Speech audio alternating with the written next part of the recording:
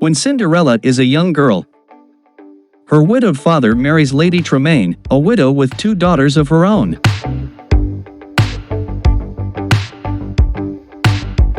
He dies shortly thereafter.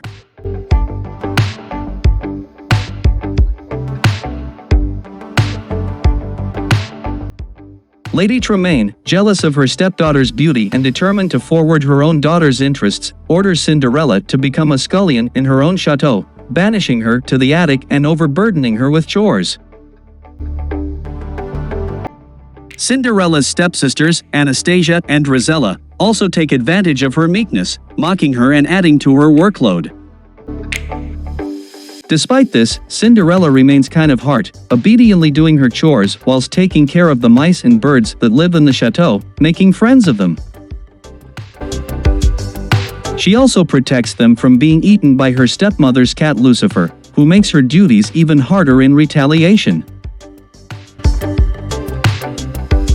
One day, the local king becomes impatient for his son to provide him with grandchildren. Despite the objections of the Grand Duke, the king invites all the eligible maidens in the kingdom to a royal ball, so that the prince will choose one as his wife. Wanting to attend, Cinderella finds a dress of her late mother's to fix up.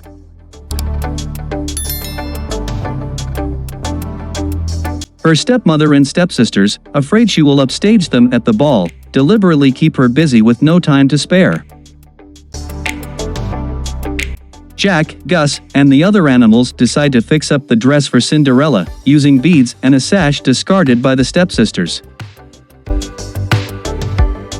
However, when Cinderella attempts to go to the ball with her family, her stepsisters recognize their belongings and angrily tear the dress into rags, before leaving Cinderella behind.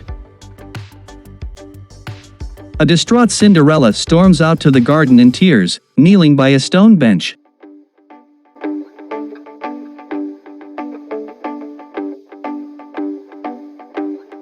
There, she is met by her fairy godmother, who has come to help. She transforms Jack, Gus, and 2 other mice into 4 white horses, a pumpkin into a coach, and Cinderella's old horse Major and bloodhound Bruno into a coachman and footman, respectively. The fairy godmother also gives Cinderella a shimmering ball gown and glass slippers, but warns her that the magic will all end on the stroke of midnight. Cinderella arrives at the ball, and is not recognized by her stepsisters, though her stepmother believes something is familiar about her. The prince is instantly smitten, so the king orders the Grand Duke to make sure the romance goes without a hitch. The Duke prevents anyone from interfering as Cinderella and the prince dance a waltz and wander out to the palace grounds, falling deeper in love. However, when Cinderella hears the clock tolling midnight, she runs away before she and the prince can exchange names.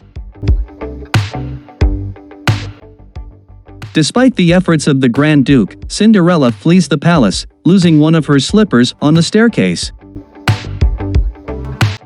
The palace guards pursue, but when the magic ends on the stroke of 12, Cinderella and the animals revert to their former appearances and hide in the woods.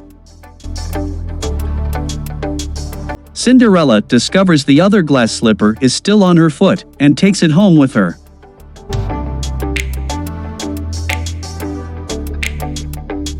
The prince promises he will marry none but the girl who fits the glass slipper.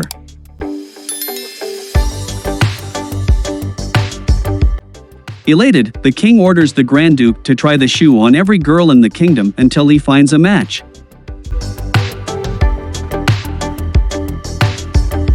When the news reaches the chateau, Cinderella is shocked to realize it was the prince she met. Hearing Cinderella humming the waltz from the ball, Lady Tremaine realizes the truth and locks Cinderella in the attic. While the stepsisters unsuccessfully try on the slipper, Jack and Gus steal the key back from Lady Tremaine. As they take the key to Cinderella, they are intercepted by Lucifer.